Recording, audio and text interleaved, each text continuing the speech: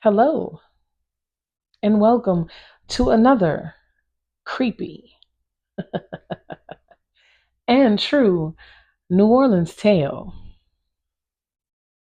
Tonight's story, something a few of you have been waiting for, the tale of Veronica Ducre, the vampire vixen of New Orleans. Veronica Ducre was a small business owner in New Orleans in the early 1900s. She owned a shop right on the edge of Storyville. Now, Storyville was a place of ill repute, a place where a man looking to get his pickle tickled could go and find exactly what he wanted. Veronica's shop sold coffee and pastries, homemade candies, and different types of elixirs to cure what ailed you, or if you needed some assistance getting it up, she had something for that too. Now, she was a very attractive young woman in her early 20s, typical mixed heritage of a New Orleans resident. So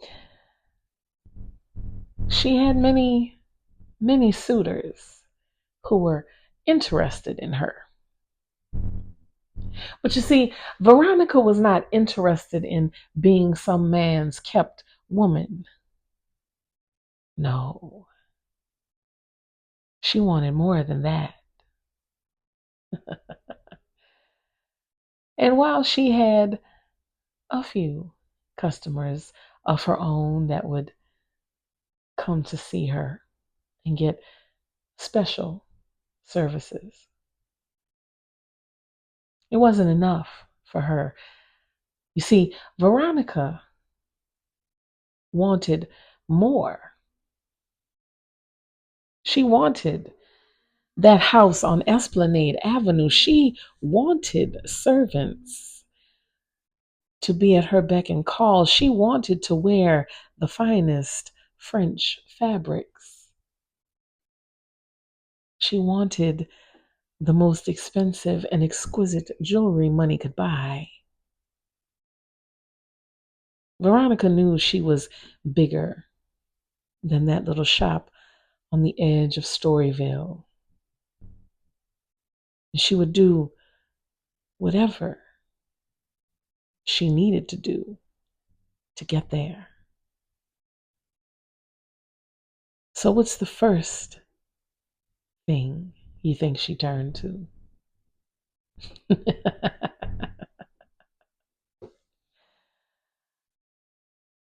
Veronica came from a long line of hoodoo women,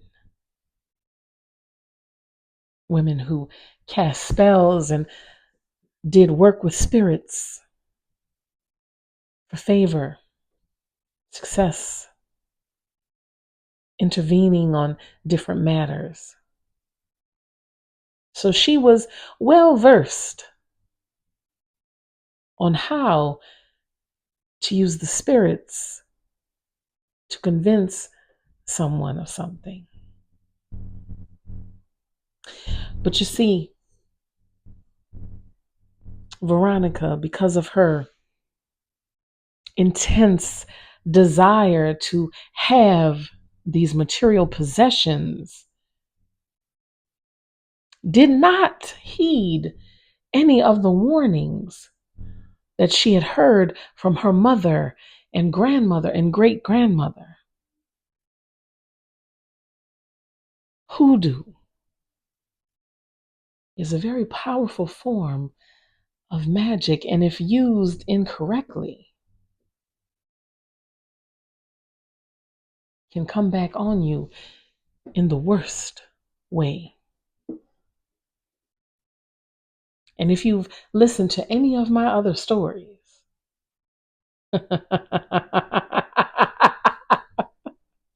then you know some of those consequences. But Veronica wanted what she wanted. So she turned to a very old but very effective form of magic, blood magic. She would prick her finger and put a little drop in the drinks of the wealthy men who would come into her shop either before or after they had left Storyville. She would write their names and she would put it at her altar. She began keeping little tokens from them. A pocket watch here, a handkerchief there, but only of the wealthiest and most prominent men. Those who could truly give her what she wanted. But you see, this was but a small part of the spell. When they began wandering into the shop just to see her, offer her gifts, want to spend time with her, that is when it became more intense. And I want you to make sure that there are no children around for this portion of the story, because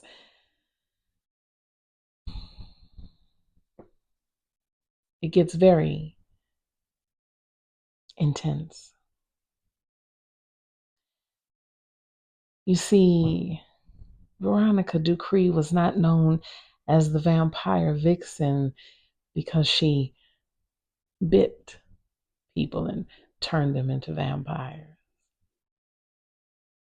She was not known as the vampire Vixen because she would prick her finger and serve her blood to her patrons. No, Veronica was known as the vampire Vixen because at that very special time of the month is when she would engage in her most intense works of blood magic. And I don't just mean coitus. I mean cunnilingus as well. And you're going to have to go look that up because I'm not going to explain it here. But just know that when a man consumes your very special blood, he can become completely enamored with you and fall under your spell. Nothing, and I mean nothing, could break it. And this is how Veronica became known as the vampire Vixen, because of that very special blood magic. And if you've watched any of my other tales, you know how powerful, intense, and deadly blood magic can be. Veronica got everything she asked for from these men: houses, money, jewelry, the finest in French fabrics, and dressmakers to accompany those fabrics so that she could be donned in the best of the best.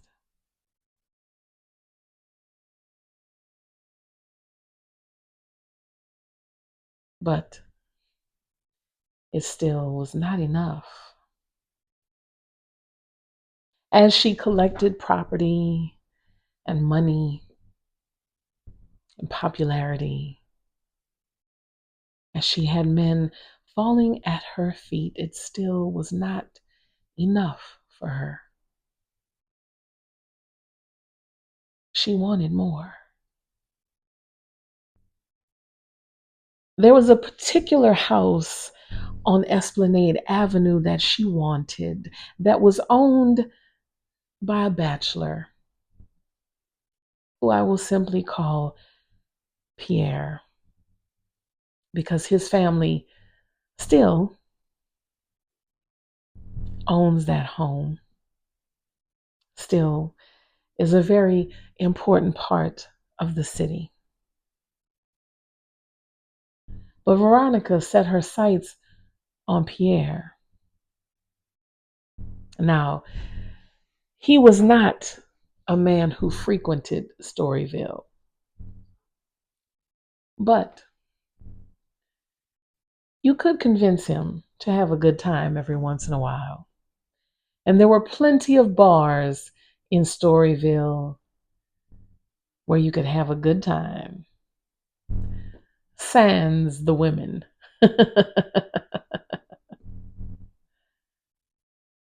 So one night, she caught Pierre in one of the bars with some friends, celebrating a newly acquired business. And oh, Veronica, all she heard was cha-ching. So she sent Pierre a drink. Of course, with that special amount of blood magic, just enough to draw him to her. And of course, it worked, because he noticed her,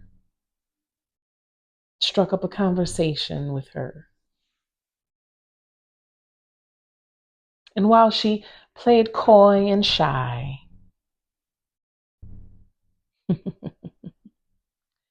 well, you should know what the next step was going to be. She waited for that very special time, which also happened to fall on a full moon,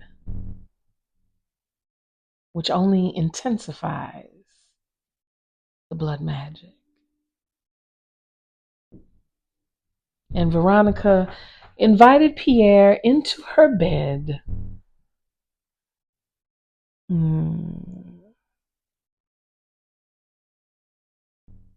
And blew his mind.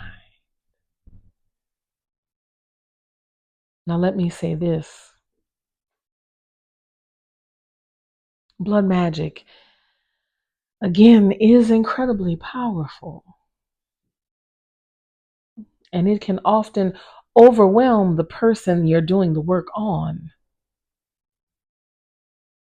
Veronica had been lucky up until this point,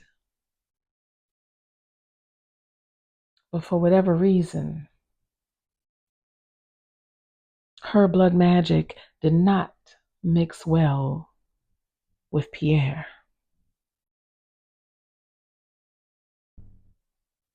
And he began obsessively coming to her shop. And any man that spoke to her, he would get incredibly angry, often fighting the men off. Now, this was not good for Veronica because this is not what she wanted.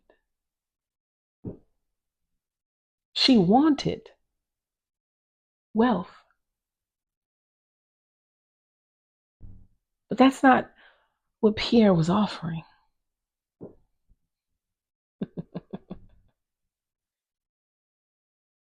Oh, Pierre had no idea what was happening to him. Veronica figured, maybe I'm not doing it enough. Maybe 3 days of coitus during that special time, maybe that will push him to finally give me everything that I want. And so she played her role as Pierre's love interest. She accepted the gifts and the money and the jewelry, the finest fabrics. But she wanted that house. And she told him that. And after some very intense negotiation in the bedroom, Pierre agreed to give Veronica the house that she wanted. And once papers were signed, she had everything that she wanted and had no need for Pierre anymore. But that is not how it works. And that is why we tell you. That is why we warn you against all of this magic. It can backfire in the worst way possible. And Veronica was definitely in over her head, because you can't just start blood magic on someone and then abruptly try to sever ties. There's a process you must go through. There are things that you must do. Because once you have gotten the spirits to intervene on your behalf and bless you with what you wanted, you have to continue to hold up your end of the bargain.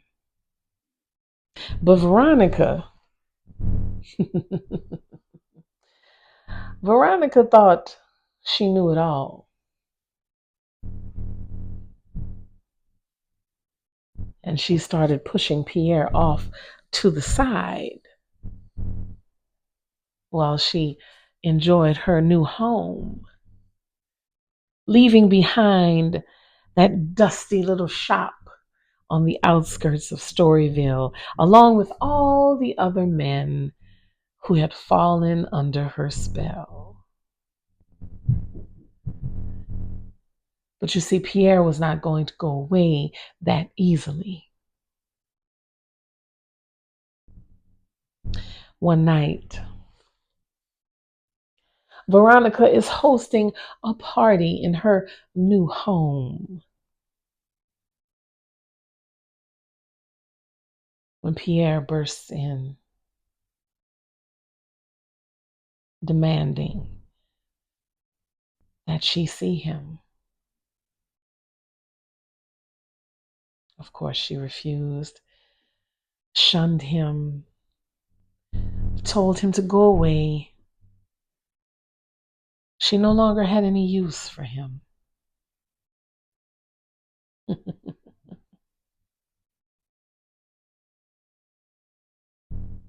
And Pierre, in front of all of Veronica's guests, pulls out a knife, grabs her by the back of her head, pulls her back, and proceeds to slice her throat in front of everyone, telling her, if I cannot have you, no man ever will. Guests were screaming, running all over the house.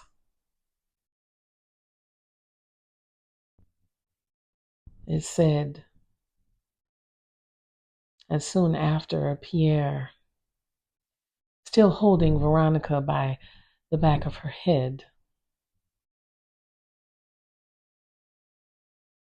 came out the front door, dragging her body, her head barely attached,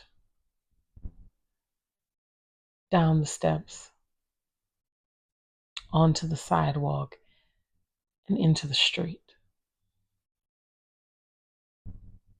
where he then proceeds to cut out her heart and devour it.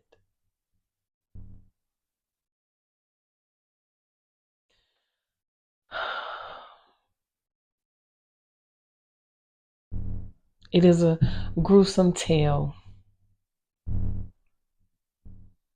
but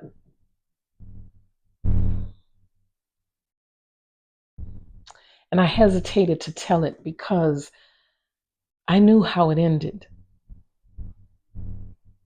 But people wanted to hear it. People wanted to know how did people fall under the spell of Veronica Ducre? How did she come to be known as the vampire Vixen? How does her story end? Very badly. And it's not a story that many people talk about because of how it ended. But if anything, if you've never learned anything from any of my other videos, learn this now. Be warned, not just of the people we become attached to, but have the knowledge that anyone is capable of anything. When we think of monsters, we think they're ugly, horrid creatures that hide in the darkness. And that's not always true. Monsters can also be beautiful. Veronica used people for material gain, and she discarded them once she got what she wanted. And she used a very powerful, very old method that requires respect in its usage and application. And she did neither. So if any one of you want to try to follow some of these practices and you're not well versed, but you think you know just enough, I can do it, think again. Because it's not a game. It's very, very serious. So take the tale of Veronica Ducre, the vampire vixen of New Orleans. Take that tale very seriously. Take it as a warning.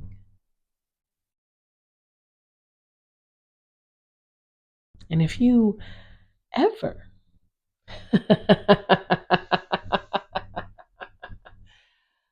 feel yourself desiring material possessions, money, jewelry, even the attention of a man, think twice, because you risk not only losing your head, but also your heart.